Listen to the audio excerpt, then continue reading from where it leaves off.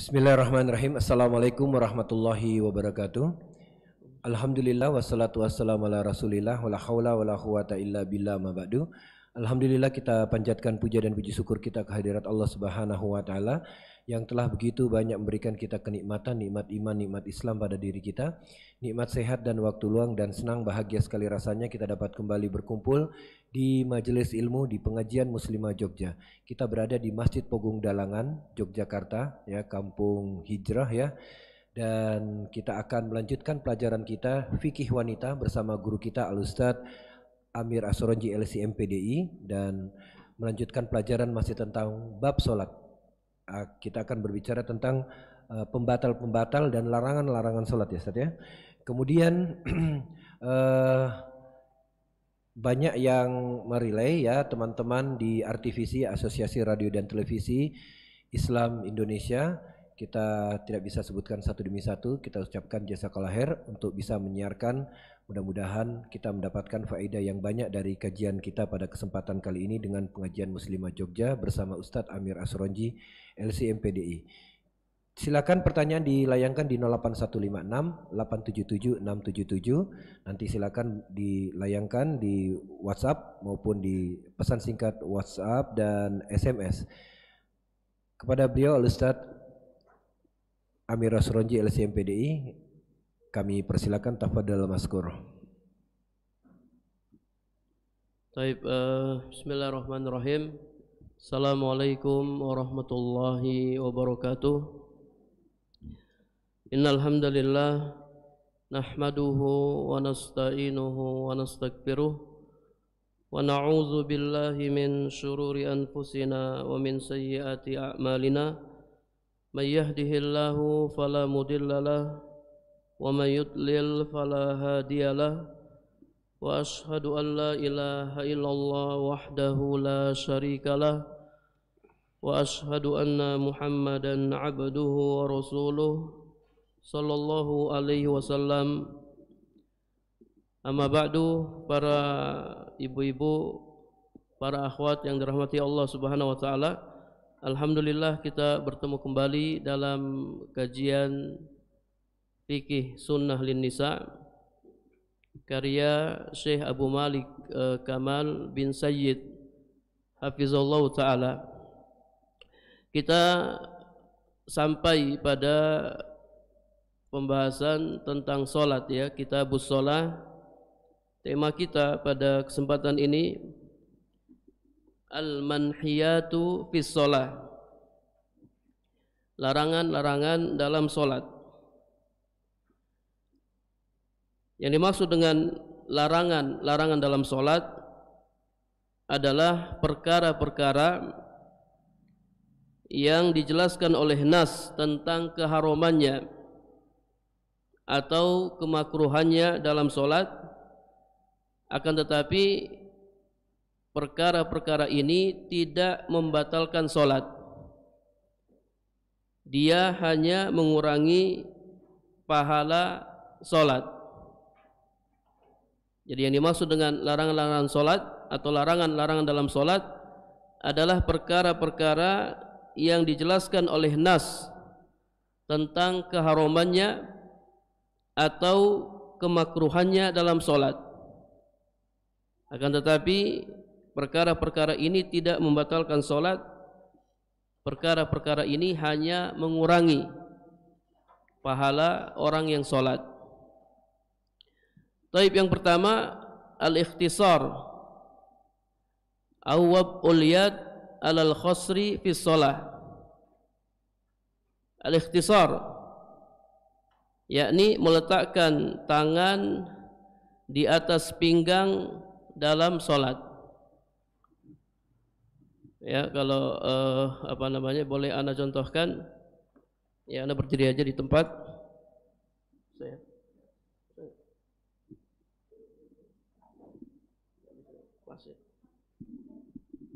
Ya, jadi ikhtisar dalam salat itu seseorang salat seperti ini. Allahu Akbar, ya. Berkaca pinggang. Dia meletakkan kedua tangannya pada pinggangnya. entah kedua tangannya atau salah satunya, seperti ini, Allahu Akbar atau Allahu Akbar, entah tangan kanan atau tangan kiri atau dua-duanya, tangan kanan dan tangan kiri. Ini makna al-ikhtisar. Wa hadza la yajuz. Ini tidak dibolehkan berdasarkan hadis Abu Hurairah radhiyallahu anhu bahwasanya Nabi sallallahu alaihi wasallam na'a anil khasri fi shalah. Nabi sallallahu alaihi wasallam melarang berkacak pinggang dalam salat. Kemudian dari Aisyah, annaha kanat takrah ay yaj'al al-musalli yadahu fi khasiratihi. Dari Aisyah radhiyallahu anha bahwasanya ia memakruhkan atau membenci orang yang salat meletakkan tangannya pada pinggangnya. Aisyah berkata, innal yahuda taf'aluhu. Sesungguhnya orang-orang Yahudi melakukannya. Kemudian dari Ziyad bin Subaih, ia berkata, shallaitu ila jambi Ibni Umar. Aku salat di samping Ibnu Umar.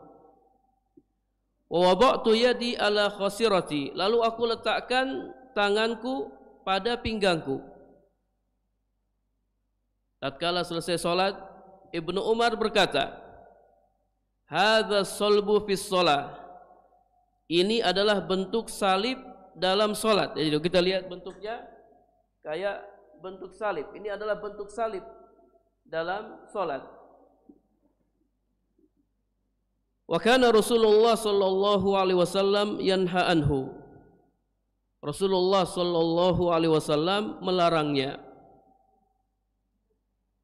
Kemudian qala As-Sindi, kata Imam As-Sindi, wa hay'atus salbi fi shalah ay yad'a yadayhi ala khasiratayhi wa yujafi baina adudayhi fil qiyam.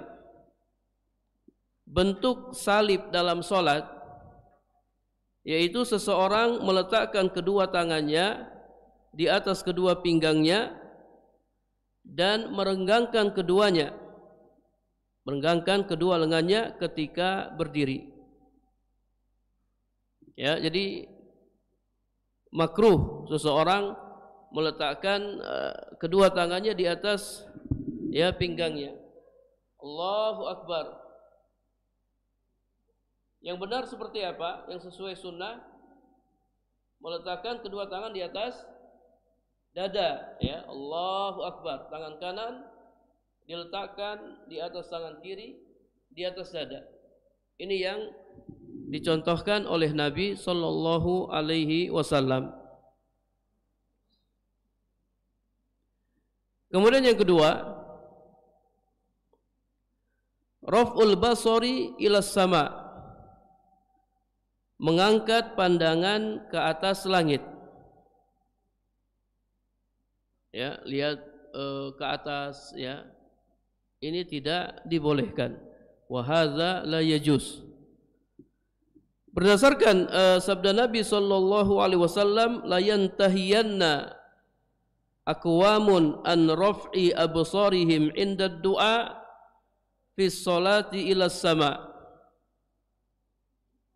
Hendaknya orang-orang berhenti mengangkat pandangan-pandangan mereka ketika berdoa dalam solat ke atas langit.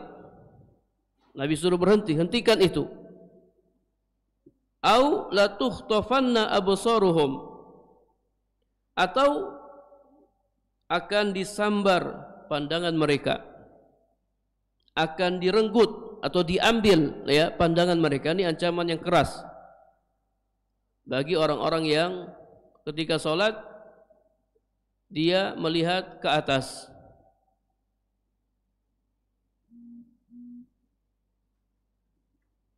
Yang ketiga, an-nazaru ila ma yushkilu fi shalah, melihat hal-hal yang menyibukkan seseorang di dalam sholat.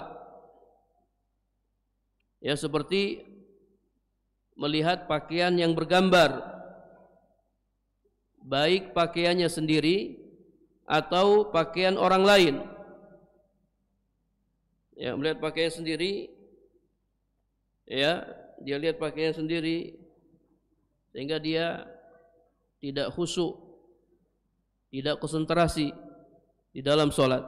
Atau melihat pakaian orang lain, dia melihat pakaian orang yang ada di depannya.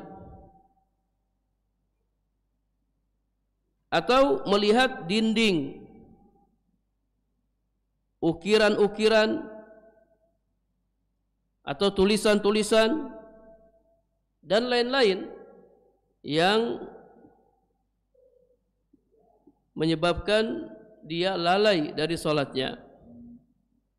Ya, terkadang di dinding itu ada ukiran-ukiran atau mungkin ada tulisan-tulisan ayat.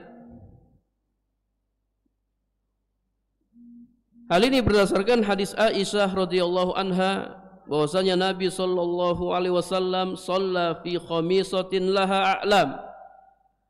Nabi sallallahu alaihi wasallam pernah salat dengan menggunakan pakaian yang bercorak atau bergambar.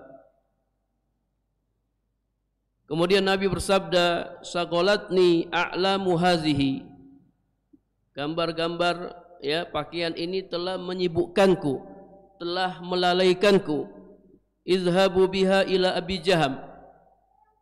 Bawalah pakaian ini kepada Abu Jaham, wa'tuni bi ambajaniyah, dan tukarkanlah dengan ambijaniyah, yakni pakaian yang tidak bercorak. Para jamaah yang dirahmati Allah Subhanahu wa taala, kalau Nabi saja terganggu salatnya karena pakaian yang beliau pakai, pakaian yang bercorak atau bergambar, Nabi sallallahu alaihi wasallam, ya, bagaimana dengan kita? Bagaimana dengan kita? Makanya aneh kalau ada orang bilang, saya enggak terganggu, saya tidak disibukkan dengan gambar-gambar tersebut.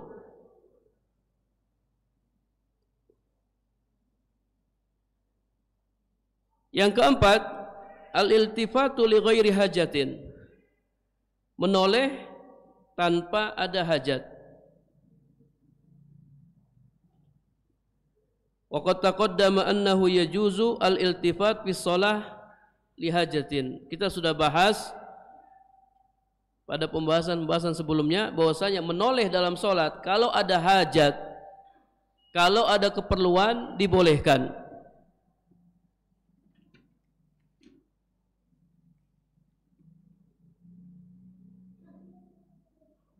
Dari Jabir radhiyallahu anhu, ia berkata, istaka Rasulullah sallallahu alaihi wasallam. Rasulullah sallallahu alaihi wasallam sakit, lalu kami salat di belakang beliau, wa huwa qaidun, sementara beliau salat sambil duduk. Abu Bakar yusmi'un nasa takbiratan atau takbirahu. Abu Bakar memperdengarkan takbirnya kepada para jamaah. Kemudian Rasulullah sallallahu alaihi wasallam menoleh ke arah kami.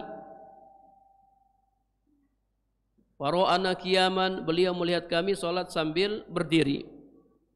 Kemudian beliau memberikan isyarat kepada kami, faqa'atna fa shallaina bi salatihi qu'udan.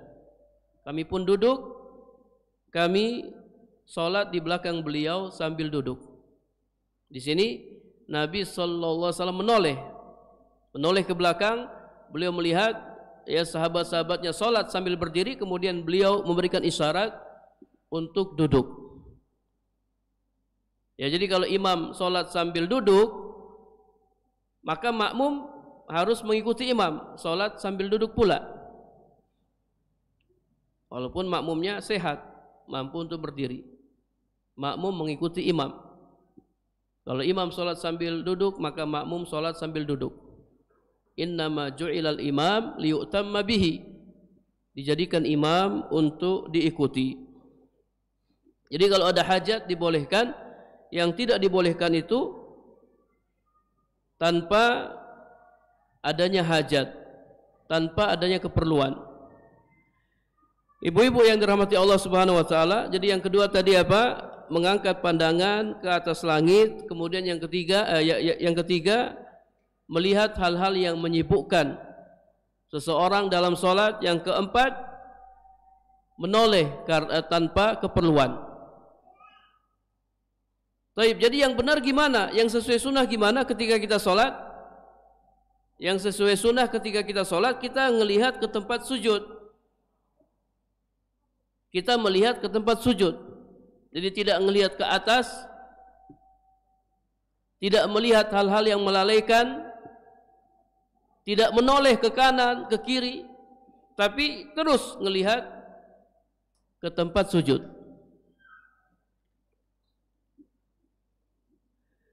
Dari Aisyah radhiyallahu anha, ia berkata, sa'altu Rasulullah sallallahu alaihi wasallam anil iltifat fis shalah. Aku bertanya kepada Rasulullah sallallahu alaihi wasallam tentang menoleh dalam salat. Beliau bersabda, huwa ikhtilasun yakhtalisuhu syaitan min salatil abdi. Itu adalah curian yang dilakukan setan dari salat seorang hamba. Jadi kalau kita salat kemudian kita menoleh ke kanan atau menoleh ke kiri tanpa ada hajat, tanpa ada keperluan, maka salatnya telah dicuri oleh syaitan. Semakin banyak dia menoleh, maka semakin banyak salatnya yang dicuri, sehingga salatnya kurang, salatnya tidak sempurna. Kemudian yang kelima, tasbikul asabi', menjalin jari jemari, ya, menjalin jari jemari seperti ini. Wa yukrah fis shalah an tudkhili asabi'a ihdal yadaini baina asabi'il ukhra. Makruh dalam salat menjalin jari tangan dengan jari tangan kiri, menjalin jari tangan kanan dengan jari tangan kiri. Ya, seperti ini. Hal ini berdasarkan hadis Abu Hurairah radhiyallahu anhu. Ia berkata, Rasulullah sallallahu alaihi wasallam bersabda, "Idza tawaddaa ahadukum fi baitihi, summa ata al-masjida, kana fi shalah hatta yarji." Apabila salah seorang di antara kalian berwudu di rumahnya, kemudian mendatangi masjid, maka ia dianggap berada dalam solat hingga ia kembali. Ini keutamaan wudu di rumah. Wudu di rumah, kemudian berangkat ke masjid, maka ia dianggap berada dalam solat hingga ia kembali. Wala yakul hakaza, maka janganlah ia melakukan seperti ini. Wasabbaka baina asabi'ihi, beliau menjalinkan jari jemarinya. Ya, ketika kita berangkat dari rumah ke masjid, jangan berangkat ya dalam keadaan tangan seperti ini. Karena ketika itu kita dalam solat. Demikian pula ketika kita sedang solat, jangan menjalin tangan seperti ini. Atau ketika kita menunggu solat, sedang menunggu solat, jangan menjalin tangan seperti ini. Tapi kalau kita tidak sedang solat dan kita tidak sedang menunggu solat, kita boleh menjalin tangan seperti ini. Jadi yang dilarang itu ketika berangkat menuju solat dan ketika dalam solat. Dari Ismail bin Umayyah, ia berkata, sa'altu Nafi'an anir rajuli yusalli wa huwa mushabbiku yadayhi. Aku bertanya kepada Nafi tentang seorang laki-laki yang salat sambil menjalinkan jari jemari kedua tangannya. Kata Ibnu Umar, tilka salatul maghdubi alaihim. Itu adalah salat orang yang dimurkai. Siapa orang yang dimurkai? Siapa ibu-ibu orang yang dimurkai? Orang-orang ghairil maghdubi alaihim waladhdallin. Bukan jalannya orang-orang yang dimurkai dan bukan jalannya orang-orang yang sesat. Yang dimurkai siapa? Orang-orang Yahudi. Yang sesat siapa? Orang-orang Nasrani. Jadi yang seperti ini, ya, ini salatnya atau tata cara ibadahnya orang-orang Yahudi. Kita tidak boleh melakukannya dalam salat.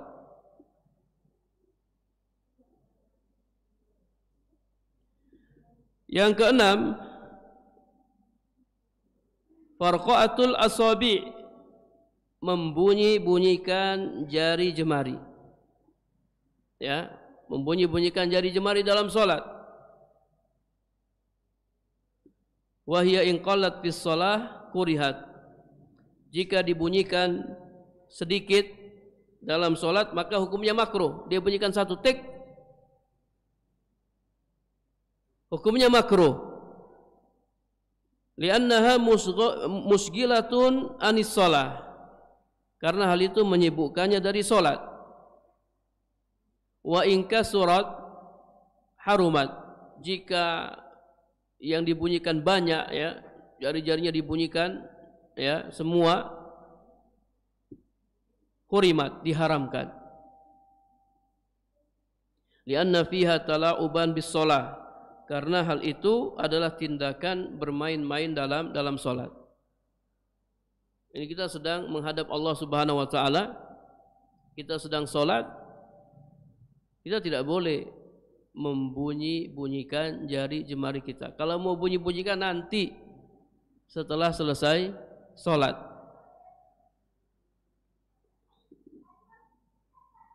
Kemudian dari Syu'bah Maula Ibni Abbas,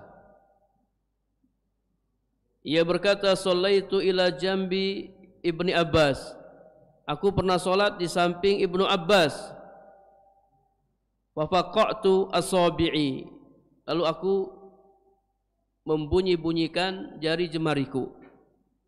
Walamma qadaitu shalah, setelah aku selesai salat, Ibnu Abbas menegurku. Ibnu Abbas berkata, "La ummalak." Semoga engkau tidak memiliki ibu. Ini ungkapan teguran. Atufakki'u asabi'aka wa anta fis shalah? Apakah engkau membunyi-bunyikan jari jemarimu sementara engkau sedang salat? Jadi ditegur oleh Ibnu Abbas. Ibnu Abbas menegurnya. Masa kau bunyi-bunyikan jari-jarimu sementara engkau sedang salat? Jadi kita tidak boleh melakukannya. Dan seandainya kalau ada orang yang melakukannya di samping kita, kita sedang sholat, kemudian ada orang di samping kita, dia bunyi-bunyikan jari jemarinya, maka setelah selesai sholat kita tegur dia. Tidak boleh membunyi-bunyikan jari jemari dalam sholat. Ibnu Abbas pernah menegur seorang laki-laki yang melakukan hal itu. Tidak harus membunyi-bunyikan jari, mungkin perkara-perkara yang lain yang menyibukkan dirinya dari sholat. Harusnya dia konsentrasi, harusnya dia khusyuk ketika sholat. Namun ya kadang dia memain-mainkan jenggotnya, dia pegang-pegang jenggotnya, atau mungkin dia ngupil, ya, atau dia korek-korek telinganya. Itu setelah selesai sholat kita tegur dia, tidak boleh seperti itu. Antum sholat, antum khusyuk. Kalau hati antum khusyuk, hati antum tenang, maka anggota tubuh antum juga tenang, tidak banyak bergerak. Kemudian yang berikutnya, yang ketujuh, al-iltihaf bis-saub wa ja'lul yadaini min dakhil fatarka wa tasjud hakaza.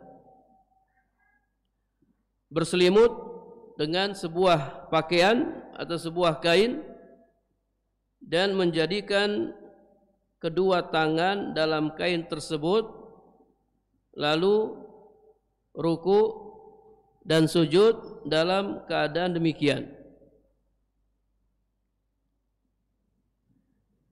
Hal ini berdasarkan hadis Abu Hurairah bahwasanya Rasulullah sallallahu alaihi wasallam naha anis sadli fi shalah. Nabi sallallahu alaihi wasallam melarang sadel dalam salat. Sadel itu apa? As-sadlu huwa an taltahifi bi saubiki wa tudkhili yadayki min dakhil. Sadel adalah anti melilitkan kain ke badan dan anti memasukkan kedua tangan anti ke dalam kain tersebut. Fatarkai wa tasjudi wa huwa kadzalik. Kemudian anti ruku dan sujud dalam keadaan seperti itu. Ya, ini juga harus Anda contohkan ya. Cuman enggak ada kain ya. Harusnya ada kain atau ada selimut. Jadi seseorang dia sholat dengan selimut tok. Dia tidak apa namanya? Tidak memakai apa-apa. Jadi seperti ini, anggaplah ini selimut ya.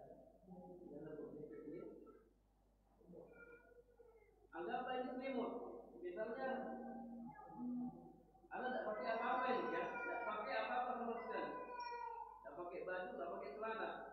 Kemudian Anda pakai selimut seperti ini. Ya. Selimut nutupi badan dan nutupi tangan. Tangan tidak masuk ke dalam. Terus Anda ruku dan sujud. Ini tidak dibolehkan. Ya, anggaplah ini selimut yang panjang. Nutup semua badan Anda.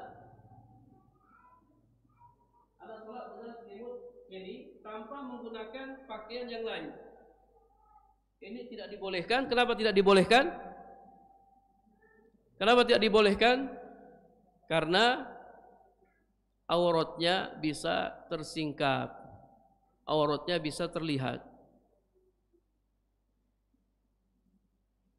Adapun orang yang umroh, ya, orang yang umroh, misalnya laki-laki yang umroh, itu tidak mengapa, ya, dia tutupi badannya dengan pakaian umroh bagian atas, karena pakaian bawahnya sudah ditutupi.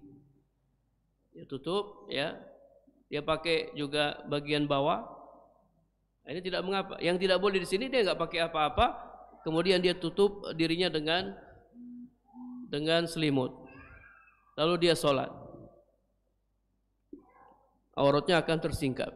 Auratnya akan terlihat. Taib yang ke-8 at-tasa'ub fi shalah. Menguap dalam sholat. La yajuzu at-tamadi fihi. Tidak boleh membiarkan menguap terjadi dalam solat. Bal yajibu man'uhu biwad'il yad 'alal fam. Akan tetapi wajib mencegahnya atau menahannya dengan meletakkan tangan pada mulut. Ketika kita ingin menguap, kita cegah, kita tahan dengan meletakkan tangan pada mulut. Hal ini berdasarkan hadis Abu Hurairah radhiyallahu anhu bahwasanya Nabi sallallahu alaihi wasallam bersabda, "At-tasa'ubu fis shalah minas syaitan." Menguap dalam salat itu dari setan. Fa idza tasa'aba ahadukum falyakzim mastata'. Apabila salah seorang di antara kalian menguap, maka hendaklah dia menahan semampunya. Entah dia tutup mulut, ya, atau dia letakkan tangan pada mulutnya. Dan menguap di sini, ya, mencegah menguap. Ini tidak hanya di dalam sholat, di luar sholat pun. Ketika kita menguap, kita cegah, kita tahan dengan meletakkan tangan pada mulut. Yang ke-9, al-busaku jihatal kiblati au anil yamin. Meludah ke arah kiblat atau ke sebelah kanan. Ya, ini tidak boleh berdasarkan hadis Jabir radhiyallahu anhu ia berkata, Rasulullah sallallahu alaihi wasallam bersabda, "Inna ahadakum idza qama yusalli fa inna Allah tabaraka wa ta'ala qibala wajhihi." Sesungguhnya salah seorang di antara kalian apabila berdiri salat, maka Allah tabaraka wa ta'ala berada di hadapannya. Ketika kita berdiri salat, Allah Subhanahu wa taala berada di hadapan kita. Fala yabsuqanna qibala wajhihi wala an yaminihi. Maka janganlah ia meludah ke arah depan atau ke sebelah kanannya. Tidak boleh buang ludah ke depan atau ke sebelah kanan. Wal yabsuq an yasarihi tahta rijlihil yusra. Hendaklah dia meludah ke samping kiri, di bawah kakinya yang kiri. Wa in ajilat bihi badiratun falyakul bi saubihi hakaza. Jika ia mau tidak mau harus mengeluarkan ludahnya, dia tidak tahan, maka hendaklah ia tumpahkan pada bajunya seperti ini. Summa tawa saubahu ba'dahu ala ba'din. Kemudian Nabi melipat bajunya satu sama lain, bagian yang bersih menutupi bagian yang terkena ludah. Tidak boleh meludah ke depan dan tidak boleh meludah ke samping kanan. Yang dibolehkan meludah ke samping kiri di bawah kaki. Cuman yang jadi masalah kan kalau kita sholat berjamaah, itu di samping kiri kita ada orang. Kemudian kita sholatnya di masjid. Tapi kalau memang kita harus meludah, kita tidak bisa tahan, ya sudah ludah di baju, ya, ludah di baju kemudian dilipat. Kalau kita bawa sapu tangan, ya, atau bawa tisu, ya sudah kita ludah di tisu, ambil tisu kemudian ludah, kemudian ditutup, baru masukkan kembali ke dalam saku. Intinya tidak boleh meludah di depan dan tidak boleh meludah di samping kanan. Ustaz, memang ada orang meludah dalam sholat. Iya, kalau dia batuk-batuk, terus juga batuknya berdahak. Kemudian yang berikutnya, yang ke-10, takmidul ainaini fis shalah. Memejamkan kedua mata dalam sholat. Sholat sambil tutup mata, Allahu Akbar. Ini makruh. Walaupun tujuannya al-qurbatu ilallah, mendekatkan diri kepada Allah. Ustaz, kalau anak tutup mata, anak lebih khusyuk, Ustaz. Kalau dia mengatakan seperti ini bagaimana? Ustaz, kalau anak buka mata, anak enggak khusyuk. Tapi kalau anak tutup mata, sholat sambil tutup mata, anak khusyuk. Tidak boleh. Tetap tidak boleh. Li'annahu yadkhulu fi babil bid'ah. Ini masuk dalam bab bid'ah, termasuk bid'ah. Karena Nabi tidak pernah melakukannya. Nabi kalau sholat matanya terbuka dan beliau melihat ke tempat sujud. Wa illa kuriha li mukhalafatihi as-sunnah. Minimal, ya, hukumnya makruh karena menyelisihi sunnah.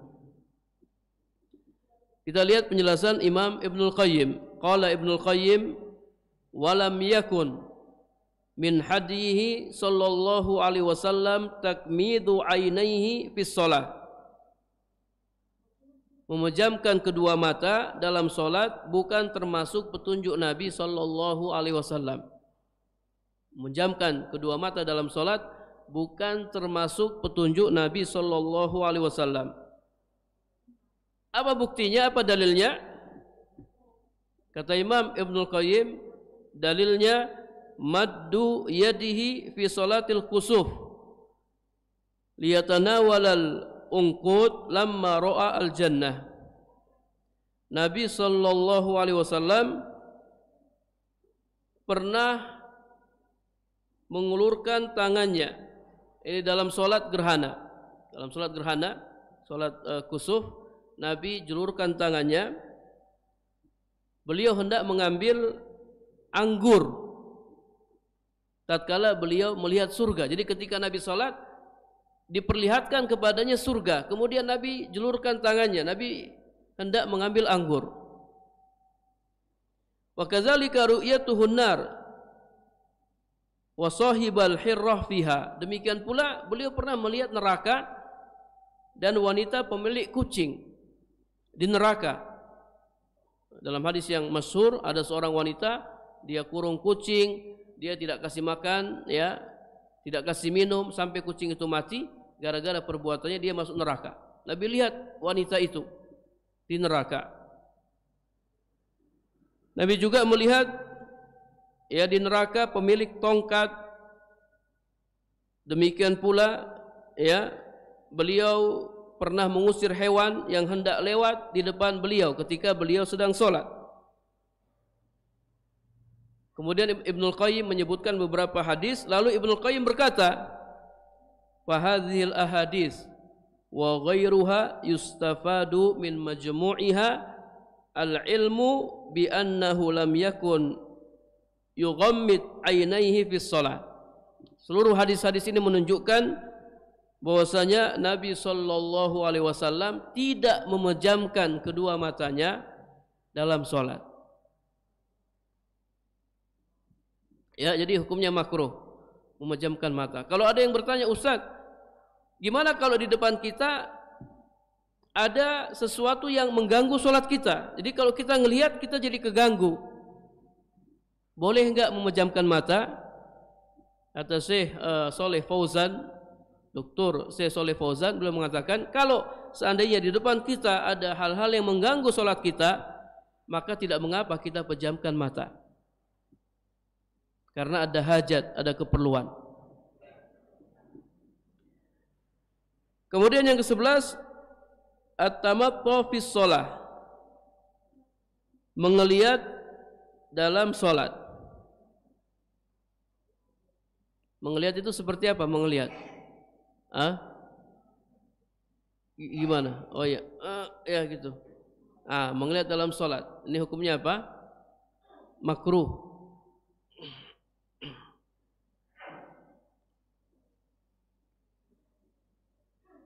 Biasa orang kalau mengelihat pas kapan? Pas salat apa? Sering mengelihat. Saya baru bangun tidur, ya. Mungkin salat subuh kali, ya. Kadang-kadang hukumnya makruh illa in kana yasiran lil hajati, kecuali hanya sedikit karena ada hajat. Kecuali hanya sedikit, yang melihatnya sedikit karena ada hajat. Wa dzalika li'annahu amalun yunafil khusyu' fi shalah. Kenapa melihat tidak boleh? Karena melihat ini termasuk perbuatan yang bisa menghilangkan khusyuk dalam salat.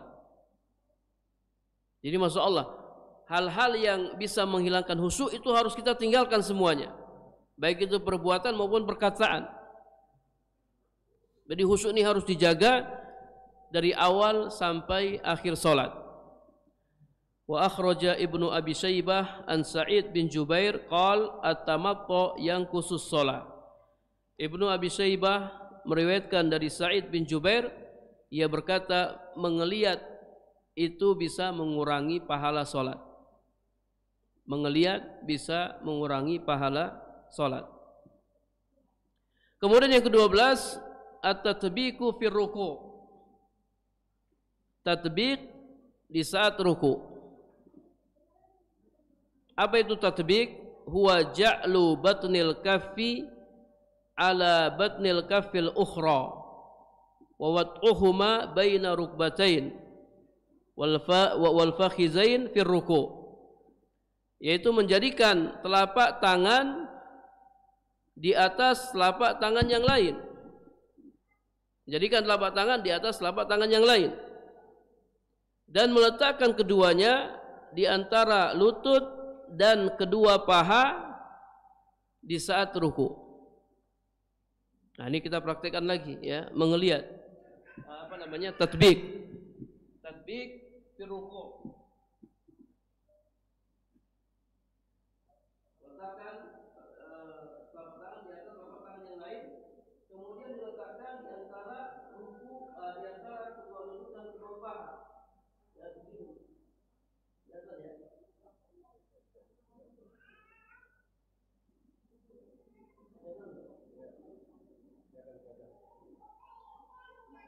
Ini ya. Ini tasbih di ruku. Yang benar gimana yang benar? Tangan letakkan di atas lutut. Yang benar seperti ini. Ya, kita begini.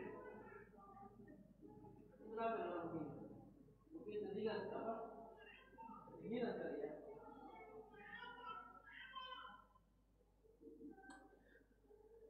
At-tatbiq fi ruku'. Wa qad kana hadza masru'an fi awalil amri summa nuhiya anhu. Hal ini pada awalnya disyariatkan, kemudian dilarang. Pada awalnya disyariatkan, kemudian dilarang. Dari Mus'ab bin Sa'ad ia berkata, "Shallaitu ila jambi abi." Aku salat di samping bapakku.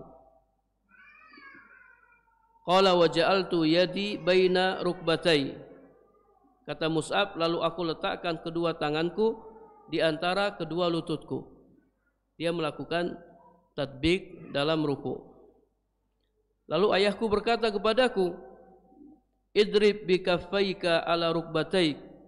Letakkanlah kedua telapak tanganmu di atas kedua lututmu. Yang benar itu kedua tangan diletakkan di atas kedua lutut. Kemudian kata Mus'ab, summa fa'altu dzalika marratan ukhra. Kemudian aku melakukannya kembali pada kesempatan yang lain. Wa daraba yadi. Lalu ayahku langsung memukul tanganku.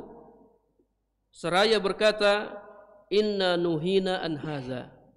Sesungguhnya kita dilarang melakukan yang seperti itu.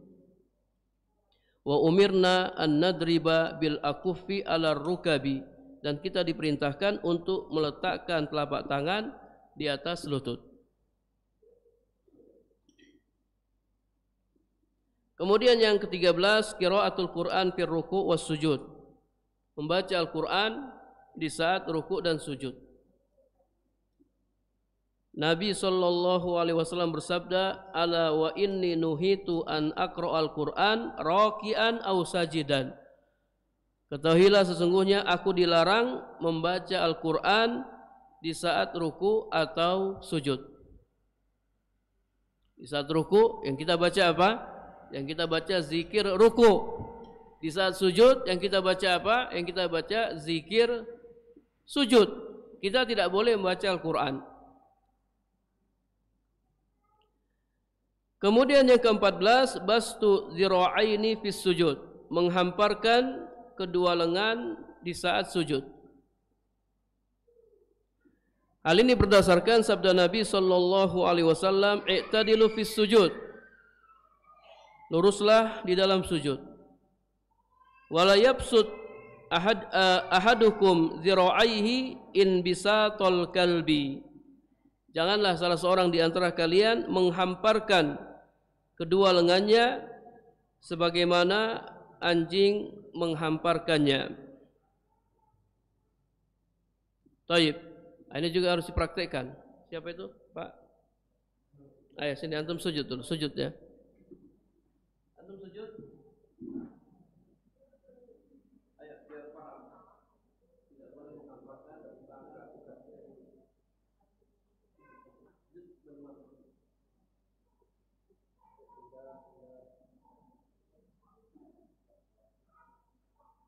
Sudah kelihatan ya? Sudah? Sudah Pak? Sudah? Aduh, dekatnya dia apa?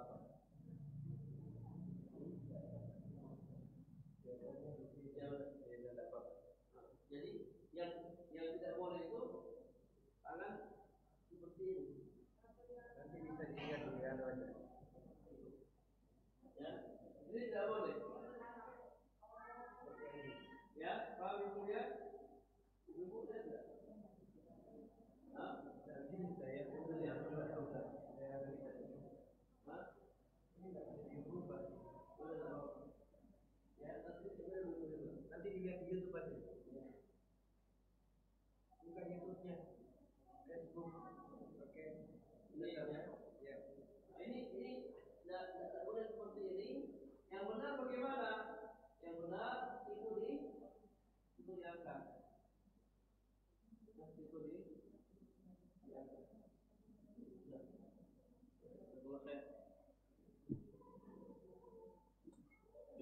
kita praktekkan di atas meja ya. Di atas meja. Tapi nanti mejanya rubuh.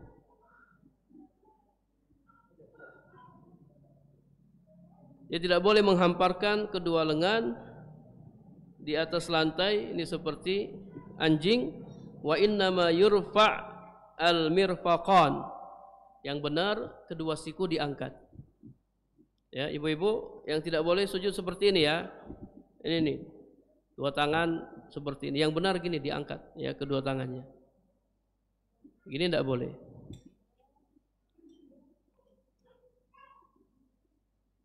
Ya, terkadang harus dipraktikkan biar kita benar-benar paham. Kemudian yang ke-15, katfus saub, menggulung pakaian. Dhammuhu wa man'uhu minal intisar alal ardi, atau menggulung atau melipatnya agar tidak terjuntai ke tanah inda sujud, ketika sujud. Wa yadkhulu fi hadza tasmirul kam fi shalah, termasuk di dalamnya menggulung ujung lengan baju di dalam sholat.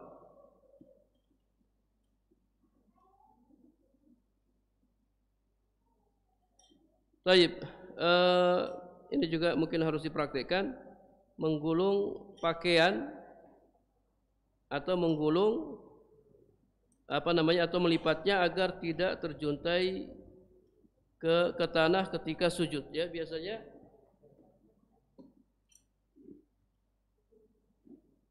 kalau orang sujud ya, kalau dia pakai apa?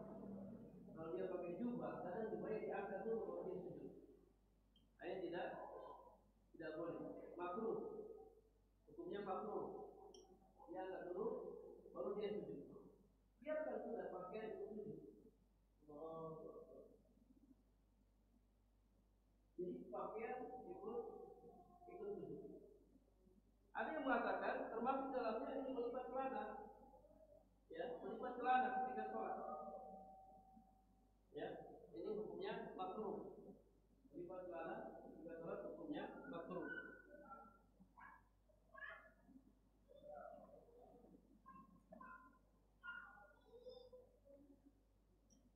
Termasuk di dalamnya menggulung ujung lengan baju. Nah ini ya, ketika sholat ini juga makruh ya. Ini adalah pakai baju panjang.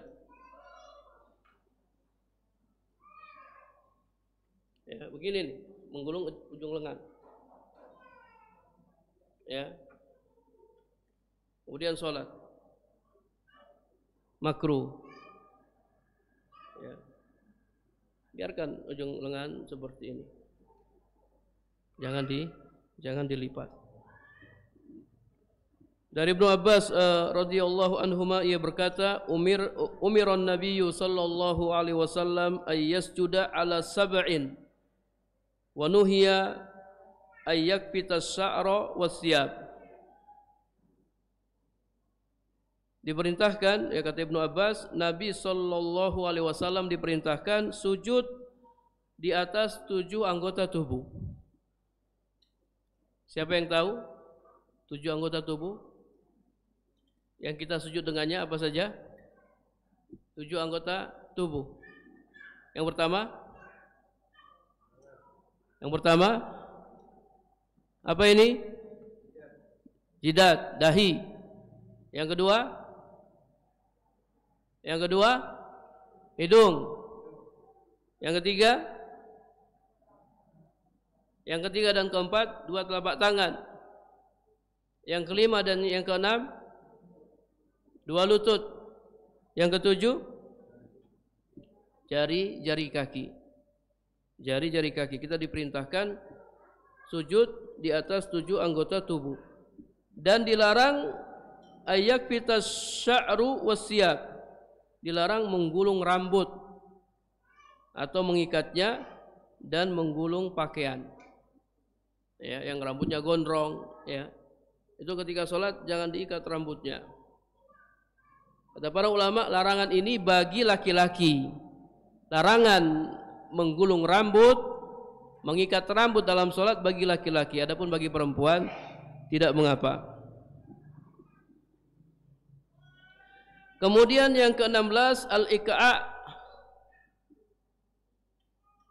duduk iqa', yaitu ilsakul ilyatain bil ardi wa nasbus saqain wa wat'ul yadain alal ard, menempelkan pantat ke tanah atau ke lantai dan menegakkan kedua betis serta meletakkan kedua tangan di atas lantai. Nah, ini juga harus dipraktikkan ini. Duduk iqa' ada dua, ada yang dibolehkan dan ada yang dilarang. Yang dilarang itu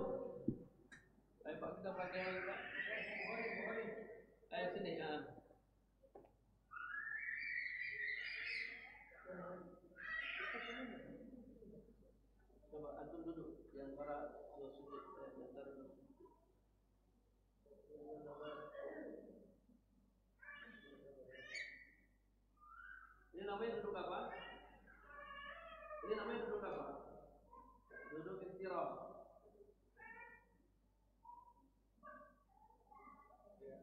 Oke, ini duduk istirahat. Duduk iqa' yang dilarang itu seperti ini.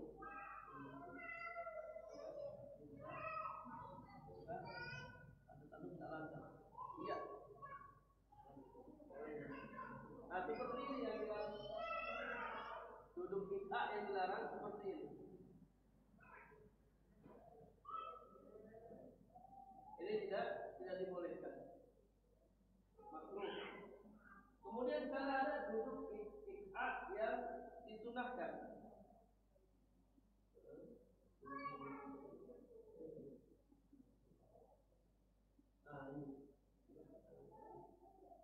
Ini disunahkan.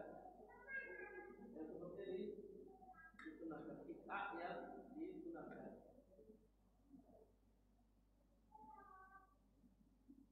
Dapat?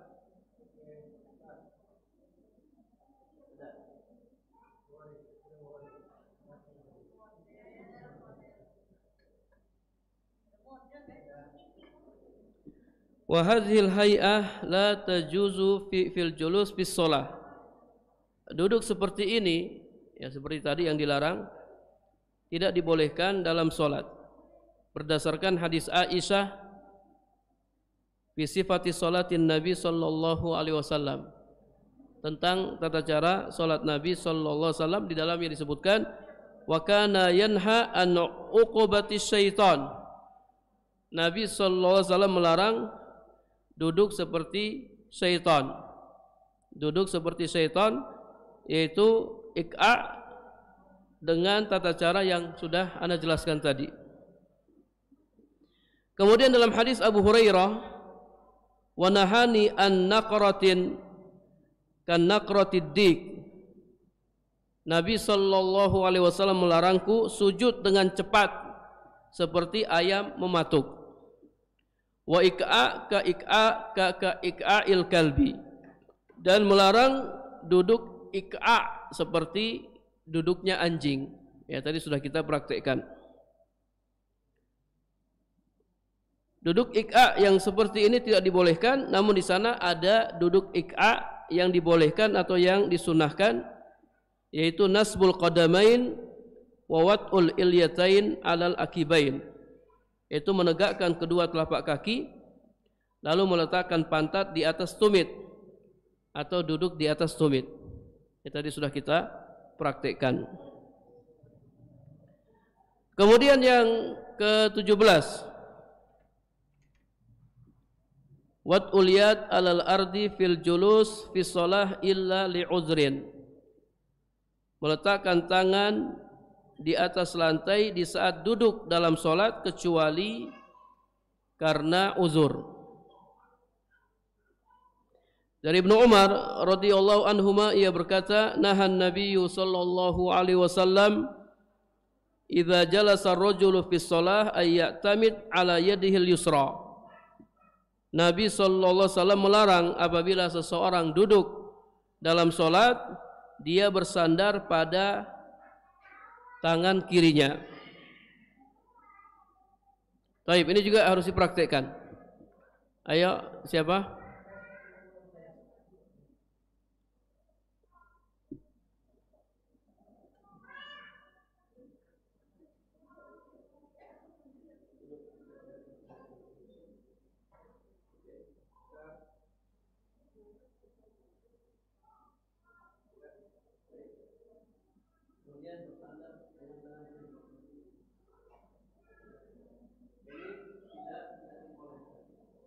Baik di dalam sholat maupun di luar sholat. Karena kita melihat orang di masjid, ya, ini tidak dibolehkan. Tidak dibolehkan. Kalau seandainya dia mau bersandar, pakai dua tangan tidak mengapa, atau pakai tangan kanan. Ada orang pakai tangan kiri, tidak dibolehkan. Ya, tidak dibolehkan. Duduk dengan bersandar dengan tangan kiri. Biasa orang sudah tua ya, orang tua nyari dinding, nyari tembok. Pas kajian. Tapi larangan ini baik dalam solat maupun di luar solat.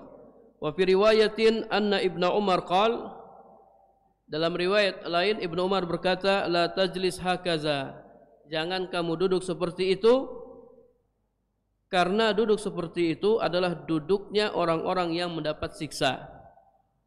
Duduk seperti itu adalah duduknya orang-orang yang mendapatkan siksa. Kemudian yang berikutnya, masih ada waktunya Pak?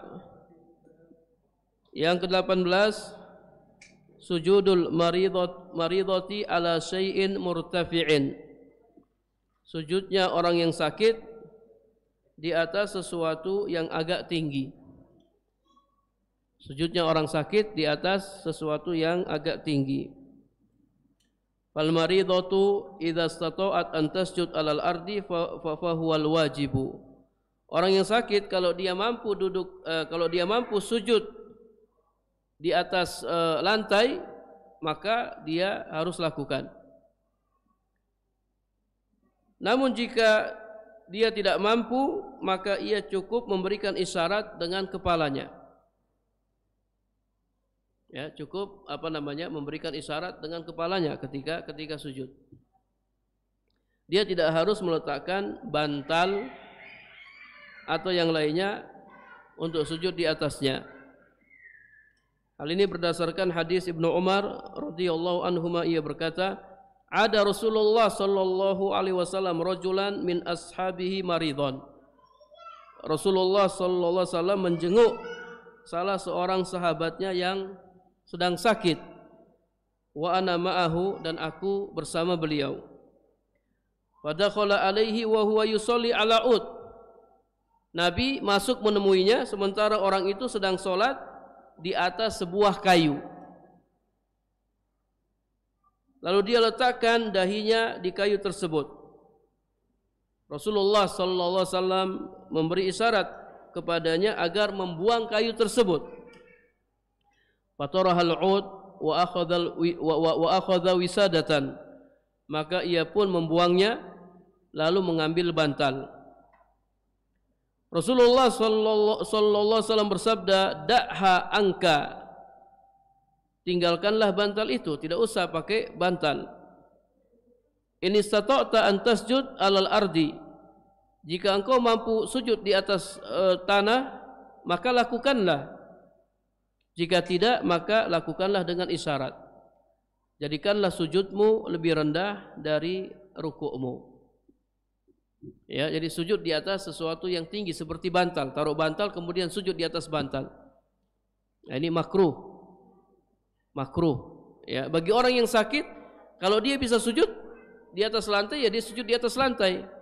Kalau dia tidak bisa sujud, ya sudah, dia cukup menggunakan isyarat. Tidak perlu dia takalluf, ya, memberat-beratkan dirinya, ya, untuk mengambil bantal atau mungkin kayu lalu sujud di atasnya. Kemudian yang ke-19, mengusap kerikil dari tempat sujud.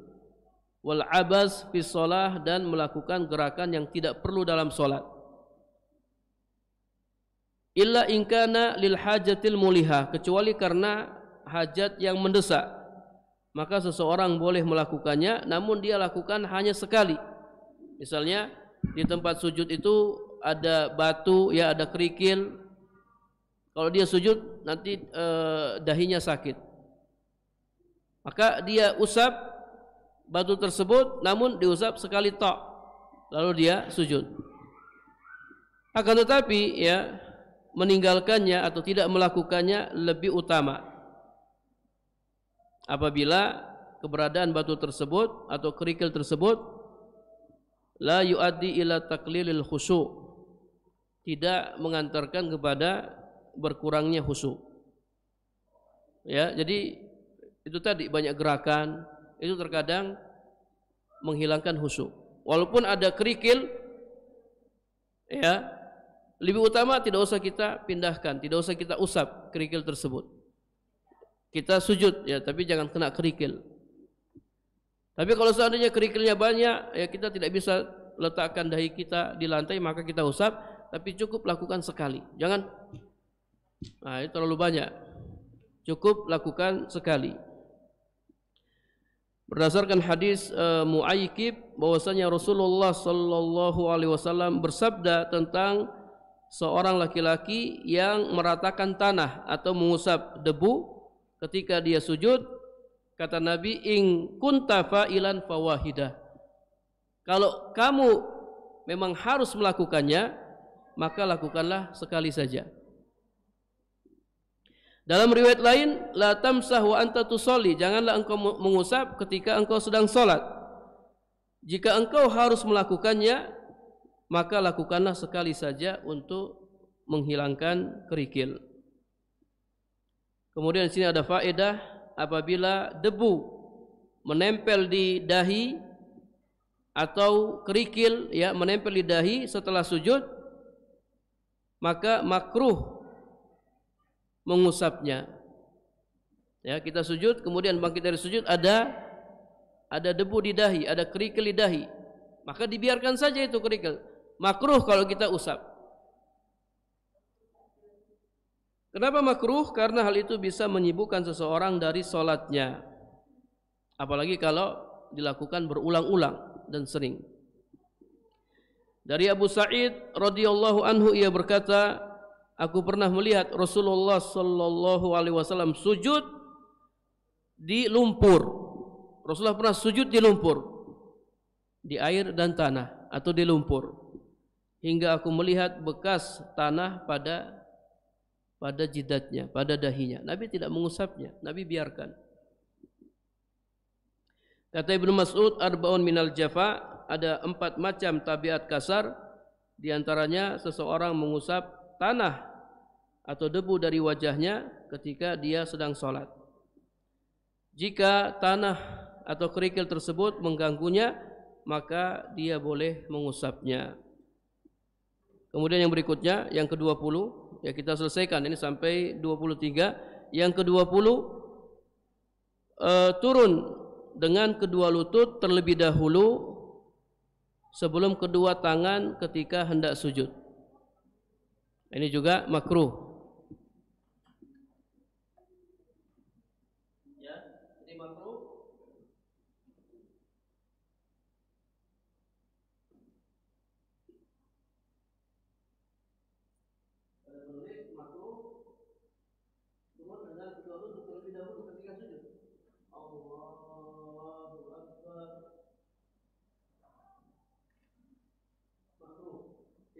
Yang sunat gimana? Tangan dulu sebelum kedua tangan dulu. Allahu Akbar. Tangan dulu sebelum lutut. Bukan lutut dulu kemudian tangan. Ya, jadi makruh turun dengan kedua lutut terlebih dahulu sebelum kedua tangan ketika hendak sujud. Hal ini berdasarkan hadis Abu Hurairah radhiyallahu anhu, ia berkata, Rasulullah sallallahu alaihi wasallam bersabda, "Idza sajada ahadukum fala yabruk kama yabrukul ba'ir." Apabila salah seorang di antara kalian hendak turun sujud, maka janganlah dia turun seperti onta. hendaklah dia meletakkan kedua tangannya sebelum kedua lututnya.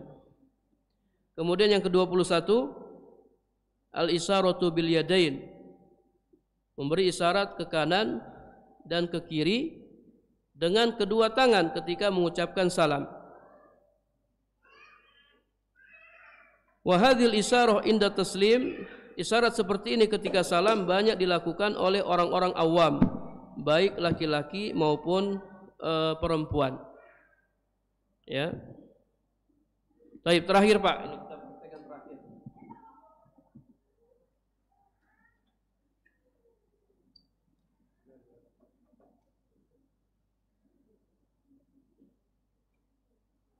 Ini tasawuf akhir ya. Tasawuf akhir. Coba. Oke. Jadi ketika salam memberikan isyarat dengan tangan kanan ke kanan. Assalamualaikum warahmatullahi. Assalamualaikum warahmatullahi. Ini makruh. Atau kata sebagian ulama dengan kepala. Assalamualaikum warahmatullahi. Assalamualaikum warahmatullahi. Hukumnya apa? Makruh.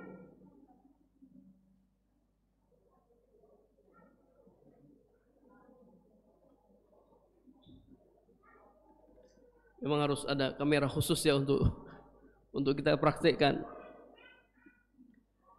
Dari Jabir bin Samurah annahu qala, ia berkata, kunna idza shallaina ma Rasulillah sallallahu alaihi wasallam, kami apabila kami salat bersama Rasulullah sallallahu alaihi wasallam kami mengucapkan assalamu alaikum warahmatullah, assalamu alaikum warahmatullah, sambil memberikan isyarat dengan tangan ke kanan dan ke kiri seperti tadi. Lalu Rasulullah sallallahu alaihi wasallam bersabda, alamatu tumi'una bi aidikum ka'aznabi khailin sumsin. Mengapa kalian memberi isyarat dengan tangan mirip seperti ekor-ekor kuda liar? Cukuplah salah seorang di antara kalian meletakkan tangannya di atas pahanya lalu mengucapkan salam kepada saudaranya, yaitu orang yang berada di sebelah kanan dan kirinya. Jadi tangan tetap posisinya di atas paha, tidak perlu memberikan isyarat. Kemudian yang ke-22, musabaqatul imam fi shalah, mendahului imam dalam salat. Nabi sallallahu alaihi wasallam bersabda, tidakkah kalian takut apabila salah seorang di antara kalian mengangkat kepalanya sebelum imam, Allah Subhanahu wa taala akan merubah kepalanya menjadi kepala keledai, atau Allah Subhanahu wa taala akan merubah rupanya menjadi rupa keledai. Ini ancaman bagi orang yang suka mendahului imam. Sebagaimana kita tidak boleh mendahului imam, kita juga tidak boleh terlalu lama mengikuti imam. Jadi kalau imam ruku, kita langsung ruku. Kalau imam turun sujud, kita langsung turun sujud. Imam bangkit dari sujud, kita langsung bangkit dari sujud. Jangan terlalu lama. Ada sebagian orang, imam sudah bangkit dari sujud, dia masih sujud. Nanti pas imam mau sujud lagi, baru dia bangkit. Nah, ini juga tidak dibenarkan. Kemudian yang terakhir yang ke-23, as-salatu bihadratit ta'am au inda mudafa'atil baul wal ghaid. Salat ketika makanan sudah dihidangkan atau salat ketika menahan buang air kecil dan buang air besar. Hal ini berdasarkan hadis Aisyah radhiyallahu anha, ia berkata, aku pernah mendengar Nabi sallallahu alaihi wasallam bersabda, la salata bihadratit ta'am, tidak ada salat ketika makanan sudah dihidangkan dan ketika menahan buang air besar dan buang air kecil. Wallahu a'lam bishawab. Sudah banyak ini pembahasan kita sampai 23 poin. Pembatal salat Pak, insyaallah mungkin pada pertemuan berikutnya. Ya. Kita baru selesai membahas larangan-larangan dalam sholat. Larangan-larangan dalam sholat. Sini ada 2 23 ya, ada 23. Wallahu a'lam bishawab. Ya, baik. Jazakallah khair Ustaz atas penjelasan-penjelasan tentang larangan-larangan ya Ustaz ya dalam sholat. Pembatalnya nanti insya Allah kita lanjutkan di pertemuan berikutnya. Ustaz masih ada sedikit waktu untuk bersoal jawab. Silakan yang ingin bertanya. Kita persilakan di nomor 08156 877 677 dan yang langsung bertanya sudah ada beberapa yang masuk Ustaz. Pertanyaan yang pertama Ustaz. Bismillahirrahmanirrahim. Assalamualaikum warahmatullahi wabarakatuh Ustaz. Waalaikumsalam warahmatullahi wabarakatuh. Ustaz, bagaimana hukum sendawa dalam sholat? Apakah ini diperbolehkan atau makruh? Mohon penjelasan dari Ustaz. Nah, para jamaah yang dirahmati Allah Subhanahu wa taala. Jadi sendawa dalam sholat ya, apalagi kalau ada hajat, sendawa itu bisa dicegah enggak? Sendawa bisa dicegah enggak? Jadi sendawa dalam sholat ini termasuk hal-hal yang dibolehkan dalam sholat, termasuk perkara yang dibolehkan dalam sholat. Wallahu a'lam bishawab. Apalagi ada hajat, ada keperluan ya seseorang untuk bersendawa. Nampak? Ya. Jazakallah khair Ustaz. Terima kasih banyak atas jawaban yang diberikan. Kita lanjutkan. Bismillahirrahmanirrahim. Assalamualaikum warahmatullahi wabarakatuh Ustaz. Waalaikumsalam warahmatullahi wabarakatuh.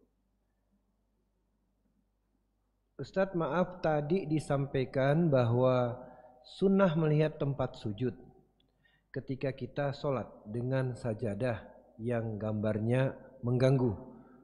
Maka ketika itu arah pandangan kita sebaiknya kemana ya Ustadz? Apakah tetap di tempat sajadah atau ke depan saja? Mohon penjelasan dari Ustadz. Iya, para jamaah yang dirahmati Allah Subhanahu wa taala, ya kalau kita punya sejadah terlalu norak ya gambarnya, kemudian kalau kita pakai itu mengganggu kita yang sholat, maka jangan pakai sejadah itu. Jangan pakai sejadah itu. Cari sejadah-sejadah yang polos ya, yang tidak mengganggu sholat kita. Baik, kalau seandainya kita sholatnya di masjid, kemudian sejadah masjidnya itu yang norak ya, sejadah masjid atau karpet masjidnya yang norak, maka ya, tadi kita bawa sejadah kita yang polos, yang tidak bercorak. Kalau seandainya misalnya kita lupa bawa ya, dan mau tidak mau kita melihat sejadah yang norak yang mengganggu kita, maka ketika itu kita tutup mata. Ketika itu kita tutup mata. Tutup mata dibolehkan. Ya, tutup mata dibolehkan. Naam. Baik, masih ada lagi pertanyaan? Kalau tidak ada, masih?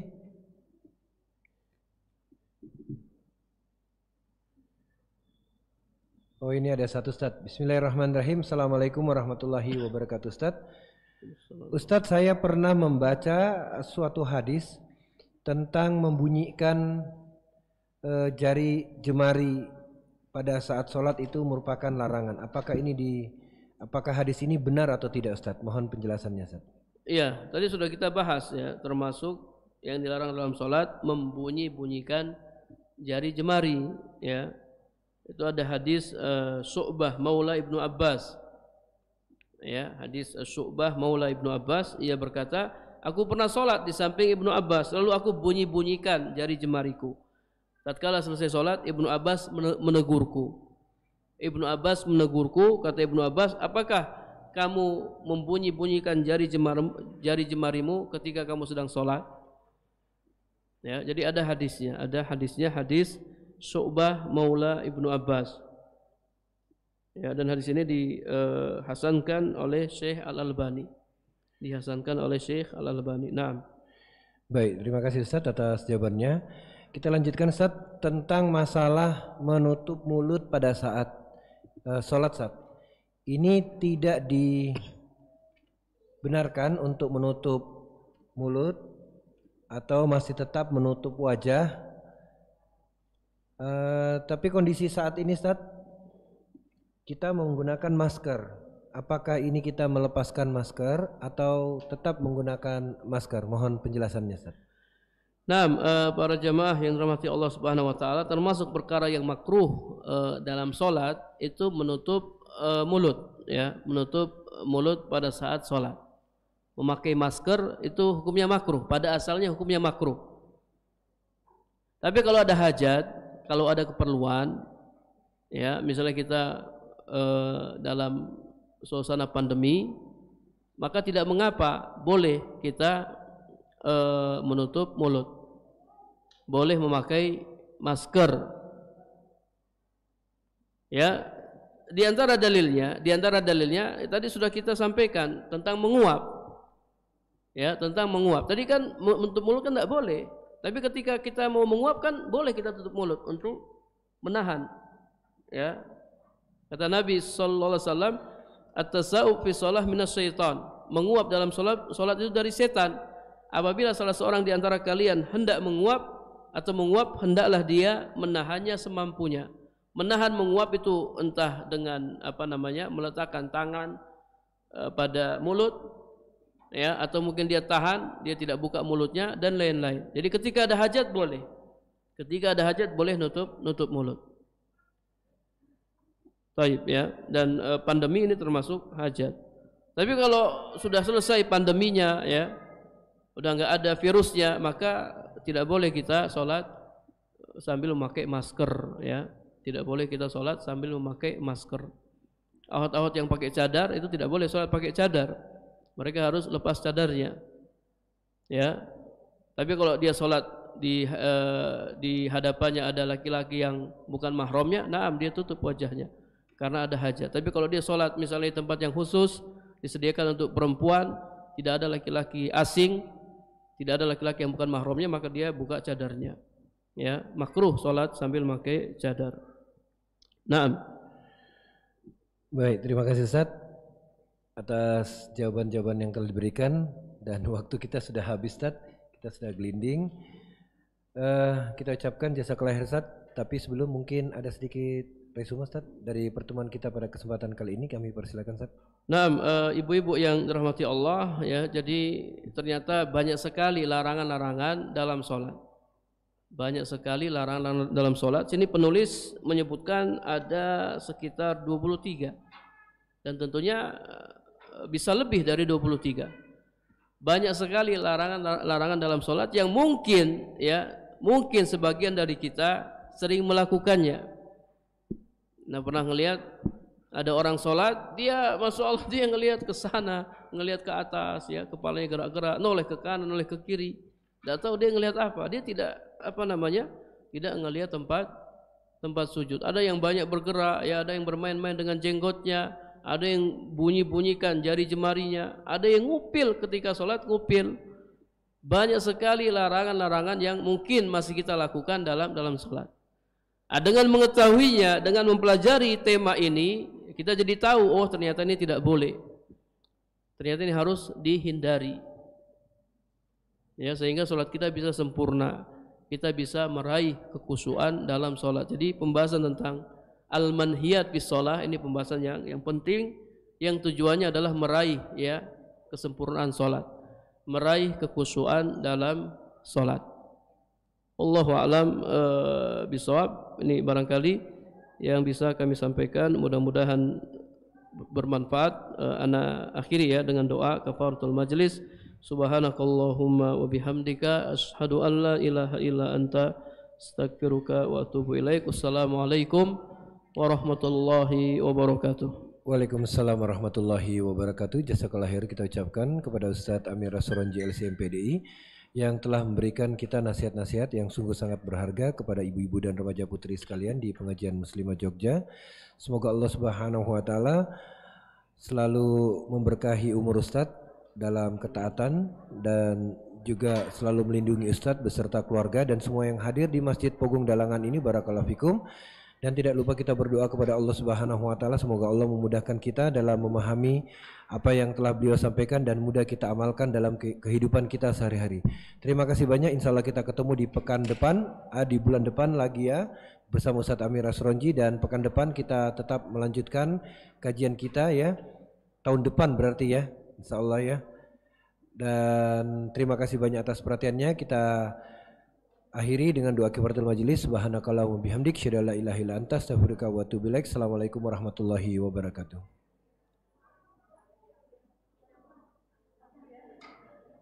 Silakan yang ingin pulang terlebih dahulu, satu-satu yang di depan pintu.